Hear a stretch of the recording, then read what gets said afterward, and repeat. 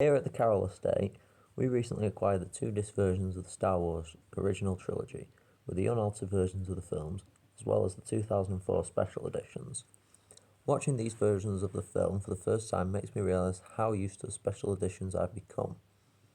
Hello Internet, my name is Aardman Carroll, and let's discuss if the Star Wars special editions are really that bad.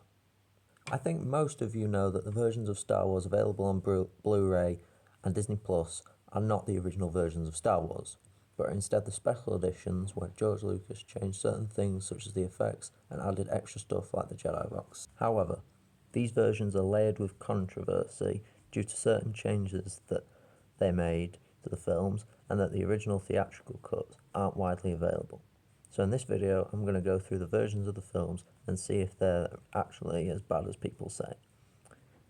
The way I see it, there are 4 different types of changes: update in effects, tech demos, continuity, and just for the sake of it.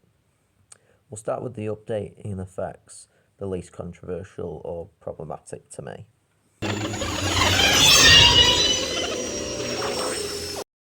I'm going to be honest and say that a lot of the simple changes to certain shots, like updating the X-Wings before the trench run or adding eyelids to the Ewoks, aren't that bad. It really doesn't bother me that these are here and just help to improve the film as a whole. Most of the effects that were updated are bad, but they look better in the special editions. Even the ones that use CGI usually don't look that bad, since it's for objects such as starfighters that don't need to look too lifelike to be convincing.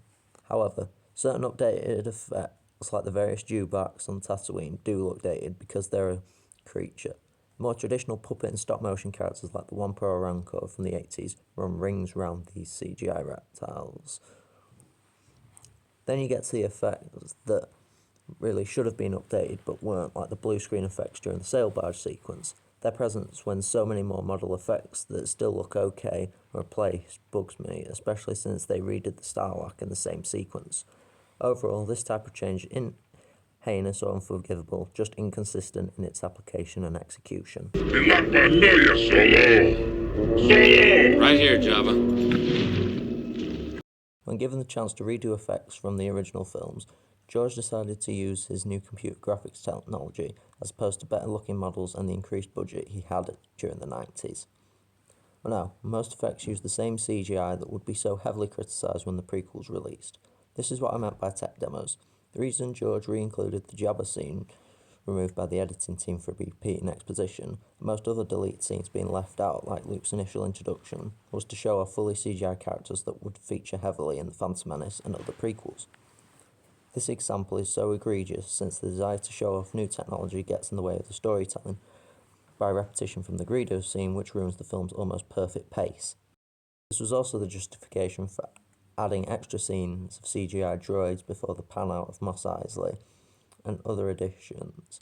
I also believe this to be the reason for Jedi rocks existing in the first place, considering how poorly these look and how, even when updated like Jabba, they still pale in comparison to puppetry and stop motion.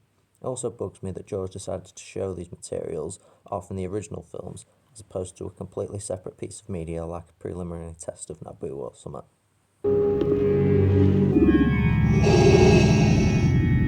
What is thy bidding, my master?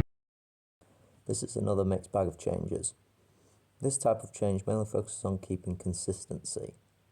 In Empire Strikes Back, for instance, the chimp eyes Palpatine from 1980 is replaced by Ian McDiarmid to be more in line with Return of the Jedi.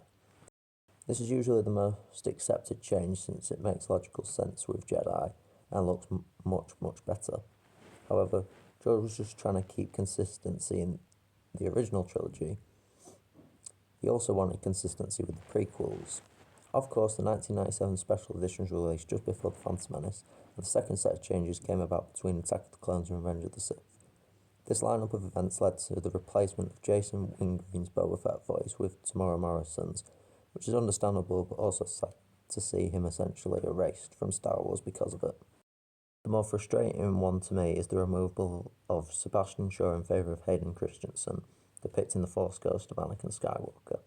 This was obviously done to tie into the prequels, but the idea that Anakin's Force ghost presents him as his younger self as opposed to the state of his death is silly to me.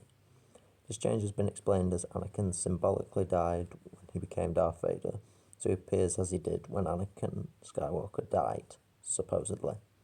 However, I believe the original idea behind taking off Vader's mask at the end was for us to see the real Anakin Skywalker for the first time, and then when he becomes a Force Ghost, we properly see him without decay as Vader.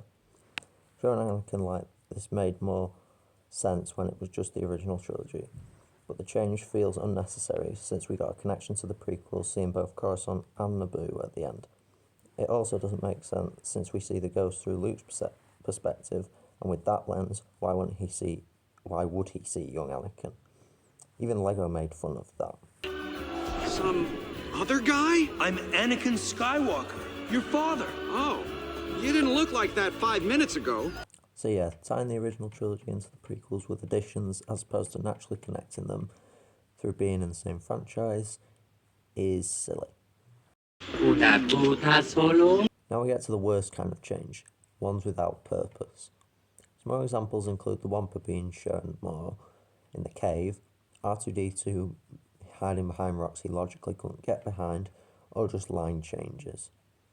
These have mixed results, but the biggest example is the scene I just showed. As you probably already know as well, special editions change the scene from Han shooting first and the whole who shot first debate being born. Probably also know the narrative issue with this. It changes Han's character arc. The establishment of this immorality is here where Greedo is mercilessly gunned down without a chance to shoot. Placing this as self-defense weakens that character arc. Not by much, but it still does. The whole point of including this section was to just say, I don't understand why he did this, and to transition to the conclusion as smoothly as possible. Certain ideas around George Lucas that come from the special editions. The biggest one is that George kept making changes for the sake of it. This probably comes from the fact that the 1997 special editions weren't the only times changes were made. Every time the original trilogy got released on a new medium like DVD or Blu-ray, changes were made which could have been made in 1997, and the films could have been left for each re-release. Considering the amount of work that went into restoring the editions and the cost of doing these extra scenes, I wouldn't say that George is crazy for constantly changing things, but I do think he should have made sure he did all the changes he wanted to make in 1997 and not keep changing things every time.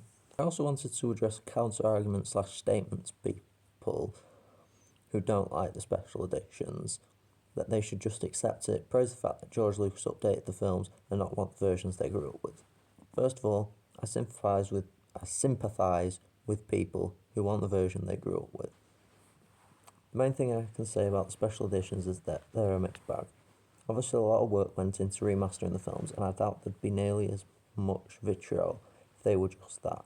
However, the decision to add in poorly aged CGI sequences and make unnecessary ties to the prequels, even if they don't make sense, is what causes controversy. I feel to some extent pro-special edition people forget or ignore that most people's complaints with the special editions aren't the VFX updates, but scenes like CGI Jabba or Jedi Rocks. This also makes me believe that there wouldn't be much hatred of them or wanting for the original versions back if it weren't for those scenes. To me, those scenes take away from the original trilogy's timeless effects and the real issues. I don't think it's that unreasonable for Disney to re-release the original cuts, or one of the original cuts, for the 50th anniversary, since it's been so frequently requested for so many years. To me, options are a good thing. I don't see why someone can't watch the films and appreciate the original model work or the CGI updates. I don't see why people shouldn't be allowed to watch Return of the Jedi with Sebastian Shaw as Anakin, as well as the option for Hayden Christensen to fill that role. I think older fans who grew up with the pre-special edition cuts and fans who want to experience the updated effects or George Lucas's complete vision should both get what they want. There's enough reasonable fans on both sides. Thank you for watching. Comment down below how you became a Star Wars fan and or how you grew up with the original trilogy. Have a good one.